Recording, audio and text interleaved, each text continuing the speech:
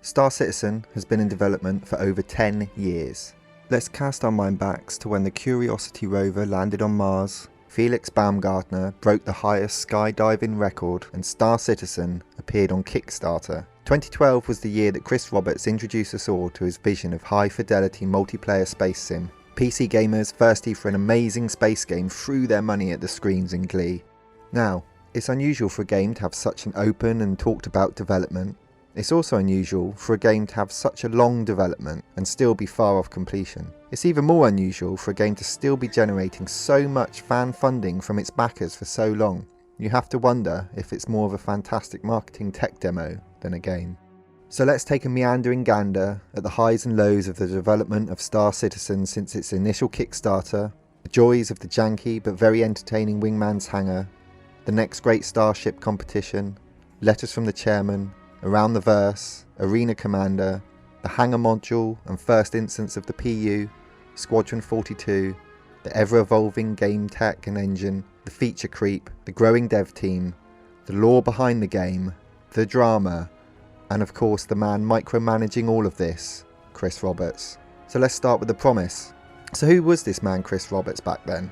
And why were so many people willing to go along with his fairy tale dream of creating this game with their wallets? Chris Roberts started off as a game designer and shot to PC gaming fame with the much-loved series of games Wing Commander in the early 90s.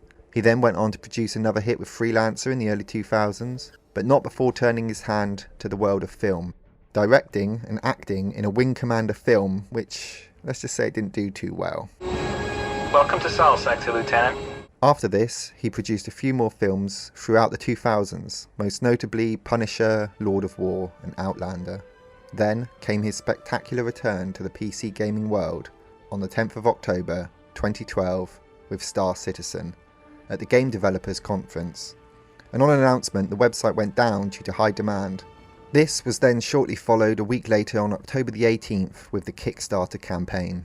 The initial prototype and conceptual art shown was outsourced and used CryEngine free, as the newly formed Cloud Imperium Games studio only consisted of a handful of people. But none of this stopped it from becoming a huge successful Kickstarter. In fact, at the end of the initial campaign, Star Citizen had amassed $6.2 million, well surpassing its $2 million goal. And in 2014, with almost $40 million put into this, it broke the Guinness World Record for the largest single amount ever raised via crowdsourcing. In 2013, the Hangar module released, allowing you to finally play something, but you couldn't really do much other than walk around like a crab and sit in your ship. But the real exciting part around this time, at least for me, was following the development through the website and YouTube channel. I have fond memories of Wingman's Hangar, a janky and very homegrown community show presented by Eric Wingman Peterson, which ran for 72 episodes from December the 21st, 2012 to June the 4th, 2014. It wasn't really about development of the game, but more focused around the community with funny skits, lore pieces and community submissions. Eric left Cloud Imperium after not wanting to move offices and stay with his family, as the company's main offices at that time had moved to Los Angeles. He did, however, start his own little Kickstarting campaign game called Descent Underground, but from what I can tell, not much really happened with this. June the 4th, 2014 saw the release of Arena Commander, a real first look at what it could be. It had ship combat, racing, AI targets, and finally you could pilot a ship, shoot some guns, and get to grips with the flight mechanics. This was also the same year that the initial Kickstarter had stated the game would be complete, and the Arena Commander module was far from a game that was promised. Feature creep had fully sunk its teeth in. With so much money rolling in, more and more stretch goals were being added, and this changed the course of development. So, with a little bit more on this subject, here's my good friend Vivamord. So we got the money. The Kickstarter campaign gave Chris the initial $500,000 he required to conceptualize the dream and to get things off the ground. Soon after, backers began to get their hands on a snippet of something, but the end game was to create the most immersive experience ever and to do things that no game had ever done before. Now that the gaming world's attention was on Cloud Imperium, it was time to capitalize on the frenzy and to really up the ante, making promises which have yet to appear 10 years down the line. Thus began the era of the stretch goal. These were a series of content promises to be given provided that certain milestones were achieved. From straightforward beginnings like new ships to fly or bobbleheads when hitting the $2.5 million mark, eventually ended at some hefty promises of content such as 100 fully realised systems and full orchestral score, celebrity voice acting for Squadron 42 and professional mod tools provided free to backers. The final goal was set at a mighty $65 million mark with promises of enhanced ship modularity and the ability to configure off-the-shelf versions of certain suitable ships, which include the Cutlass, Avenger, Retaliator and Redeemer, so you could switch their role depending on the modules you fit. In their words, for example, if you have purchased the Redeemer, then using the new system you would have a variety of new modules available to refit your ship, external and internal, to suit your play requirements. If you wanted to make it a bounty hunter ship, you could buy a stasis module chamber for the lower deck, and you would be able to capture and store fugitives to be delivered for their bounties at your leisure. Every single stretch goal was hit in record time. Seemingly the people were swept along with the tide of what was promised and tithed the CIG website with their wages, breaking records over and again. To date, the funds raised stands at $600 million with over 4.7 million accounts. In order to be realistic, CIG dialed back the stretch goals, meaning that CIG had to offer different ways for existing citizens and potential new ones to part with their cash. Was this due to overpromising and under-delivering? Only time will tell, but as mentioned earlier, some of these goals were announced over a decade ago and eager backers are still awaiting for the fruits of those promises. Bengal Carrier, we're looking at you. When first I read about it, I was in my early 30s. Since then, I've changed jobs twice, I've got 3 children and a massive grey beard. As we move on, there is encouraging progress being made. Can we chalk this up to creating all the right tools? Will there be a huge torrent of content once these tools are all sorted and in the hands of the devs? I for one was under the impression that when the planet tech came around, we would start to see hundreds of planets pop up rather quickly. But just like weather forecasts, all seem sunny until the day comes and all predictions are wrong. There have been some incredible bounds forward as far as tech is concerned, regardless of which side of the fence we all sit. We've seen the birth of planets and atmospheres form. We've gone from waking in Olisar each time to bedlogging anywhere and returning to where we left off with most of our inventory intact. CryEngine was Chris's choice of development engine, which boasted incredible fidelity. The old adage, well, can it run Crysis, wasn't to be taken lightly back in the day. There's no doubt that the game pushed the envelope in its prime with the flagship title. Whether Crysis was a game for you or not, it was damn pretty.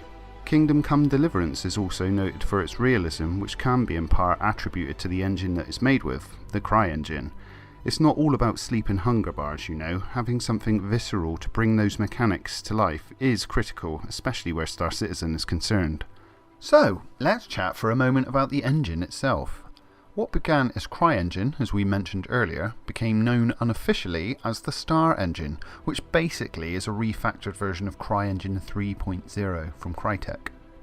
On the 23rd of December 2016, CIG announced with patch 2.6.0 the move over to Amazon Lumberyard game engine to use its integrated web service and cloud computing features, apparently to support next-gen online gaming. New World has left the chat. CIG, whilst having an open development process, has kept back a few details about their internal processes and work on the engine. That being said, a post on Spectrum from Clive Johnson after being asked about the engine went into quite some detail about what they changed or replaced or added to the engine. The list is far too long to go into detail here, but some of the more salient points are 64-bit precision coordinate system conversion, 64-bit entity ID conversion, physics grids, client object container streaming, server object container streaming, the room system. I mean, there's tons and tons of mentions that we couldn't do without. A link to the post will be down in the description. Now, I'll hand you back to Ed for a chat about the FPS module, Theatres of War, and Squadron 42. Let's talk about Squadron 42. After all, as stated in the original Kickstarter, Squadron 42 will be a Wing Commander style single player mode, playable offline if you want. Upon completion of your tour, you'll re-enter the persistent Star Citizen universe with some credits in your pocket and citizenship to help you make your way. Originally, as stated in the Kickstarter, this was supposed to be available in 2014. It was then cited for release in 2016. Then at CitizenCon of that year, it was announced to be delayed again. In 2017, A 1-hour vertical slice demo was presented as part of an Around the Verse special. Another short teaser in 2018 and then 2019. By this point, you begin to see a pattern forming. And in 2020, a new series called The Briefing Room, which discussed aspects of Squadron 42, was released, but that lasted only one episode, followed then by another announcement in a letter from the chairman stating, "It is too early to discuss release or finish dates on Squadron 42. Since then, it's all been a little bit hush-hush, but we're told that the vast majority of the team members at CIG are working on Squadron 42 rather than the Star Citizen Persistent Universe, and that everything being worked on in the single-player game has many transferable features as both are created and intertwined on the same game engine. It's since thought from some backers that Squadron 42 is actually holding up the Persistent Universe rather than the other way around. Imagine, if you will, that Squadron 42 is released and the Persistent Universe was the buggy, incomplete mess that it currently is. You buy Squadron 42, play through it, enjoy it, and then jump into Star Citizen Persistent Universe. And it's an incomplete mess of an alpha. You then wouldn't be happy, uninstall, and probably never go back. Not a very good marketing tactic. So even if Squadron 42 is finished, it would be a nail in the coffin for Star Citizen to release it now. But with another CitizenCon just around the corner, fans are really hoping that we get some details about Squadron 42. Will it be another vertical slice, a trailer, hell, maybe even a release date? Surely after all this time, we have to be close, right? Where is Theatres of War? Running alongside Arena Commander was supposed to be an FPS module called Star Marine that was announced in 2014 with a projected release for 2015. This module was contracted out to a third-party studio called Ilphonic. However, as it seems to be a theme with most things Star Citizen, problems occurred. Objects and assets that were built by the outsourced team were not at the same scale for the rest of the game, and compatibility issues arose. And in mid-2015, the contract was terminated and returned back to Cloud Imperium to pick up the pieces, where Star Marine was finally released in late 2016. Later down the line came an announcement of Theatres of War, an upcoming objective-based game within the Star Marine module. It featured combined arms combat with the use of vehicles and on-foot soldiers, a kind of Battlefield-type game mode. This was announced in 2019 with a playable demo at that year's CitizenCon. In 2020, it even made its way into the Evocati testers, but nothing seemed to bear fruit, and it seems that it might never see the light of day. With the recent release of 3.20, Arena Commander has had an overhaul, mixing in with it the FPS module. So far, this seems like a real step forward. It will have many modes and ones that can act as a testing and balancing location for the Persistent Universe. It currently has the Master Modes game mode where you can test out the new flight mechanics and give your feedback. Now I'm going to throw it back to Vivamord to give us some info on the next great Starship competition and Around the Verse. So what was the next great Starship? Well, initially 200 teams from across the globe submitted weapon designs for the Sakura Sun manufacturer, of which 24 were then chosen to go to jury. Only 16 of those were able to qualify, so 15 were directly selected and the last team was saved by the community. These 16 teams finalists had to conceptualise, design, model, animate and rig their model while submitting their progress for weekly reviews by a panel of science fiction's leading concept artists, designers and celebrities, along with our top banana, Chris Roberts. If a team failed to meet the standard of the panel, they were booted from the competition till 2 teams remained, who were then flown to LA to compete live in front of the judges and the community on June 8th, 2014 for the grand prize of $30,000 and for the ship to be incorporated into the Star Citizen universe, some cool swag and the title of The Next Great Starship. CIG partnered with CryEngine, YouTube, AMD and other big names to bring the series to the community, which spanned 19 episodes running from February to June of 2014. It was presented by Sandy Gardner, with the panel of judges being Chris Smith, the lead ship modeler, Chris Olivia, who was the chief visual officer, our boss man Roberts, Mark Skelton, the art director, and Sean Tracy, development manager. The 4 horsemen took the prize and as such had their ship, the Redeemer, added to the game, which in my opinion is a decent ship to pilot, especially with a friend. Around the Verse was a very rough and ready web series hosted by Sandy Gardner and Ben Lesnick, first airing 9 years ago on the 12th of June 2014 after being passed the torch from the Wingman's hangar. In total, there were a whopping 232 episodes and it seemed to bring a little more structure than the Wingman's nuts. hangar. It saw its fair share of presenters, and as time went by, it kind of switched up the format from a tongue-in-cheek, cheesy, low-skill vlog of sorts to a highly edited, panel-esque newsroom appearance. The early shows had their own charm, I have to say. Episode 1 literally had Ben slap a GoPro on his forehead and walk around the Santa Monica office bothering all the staff. It felt like a fly-on-the-wall view into the workings in CIG and was the first show of its kind as far as I can tell. Down the line, with a huge influx of early access games, it seems like other studios took a leaf out of CIG's book to host shows in a very similar way. Games such as Astroneer and Satisfactory come to mind. We got to see interviews with devs, which in some cases were very candid and they felt honest. For instance, it was nice to see Jared chat about his history with the game. Towards the end of the series, despite the overall production quality getting better and the content and features becoming more exciting, the whole show began to feel a little bit too scripted and a little bit too forced. So, in true CIG fashion, they decided to retire it on the 28th of March 2019.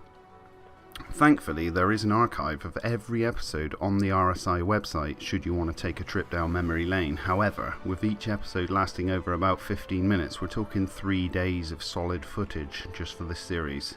So, that was around the verse. Now back to Ed for where we are today. So, where are we now? Star Citizen has become a live service game of sorts. Cloud Imperium have to keep the persistent universe somewhat playable so they can keep selling ships. After all, this is now their business model. It always feels as if the game is right around the corner, but years away from completion at the same time. A new patch of features drop, everyone gets excited to play again, and servers seem to take a dump as they gather data and make some fixes. I've had some amazing fun times in Star Citizen when builds are somewhat stable to play on. The flight mechanics, combat and interactions that you can have in the game can be inspiring, harking back to memories of playing DayZ, but this time in space.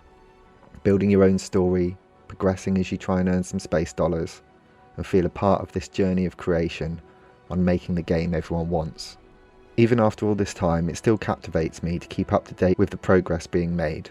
After all, I originally backed this game because I can see the vision, and I think the plan still holds weight, and like many others, I'm still there willing it on. We have CitizenCon just around the corner at the time of releasing this video, and we're hoping for news on Squadron 42, and also 4.0 with the release of the next system, Pyro. Although it's hard to get excited as backers have come to realise that what will be promised may take an eternity to come to fruition. It feels as though Star Citizen and Squadron 42 is at a crucial point in its development. It's been so long, backers really need to see huge leaps forward in its progress to keep the faith in this game. If not, the funding will surely dry up as more and more might come disillusioned with the pace of progress. Either way, what a journey it's been. Who knows what and when the destination will be, but there I'll be with the rest of you. See you in the verse, Citizen. Thank you so much for watching. If you've made it this far in the video, please let me know in the comments what you think about it all. It can be a divisive topic in the gaming world, and we'd love to know and hear your thoughts.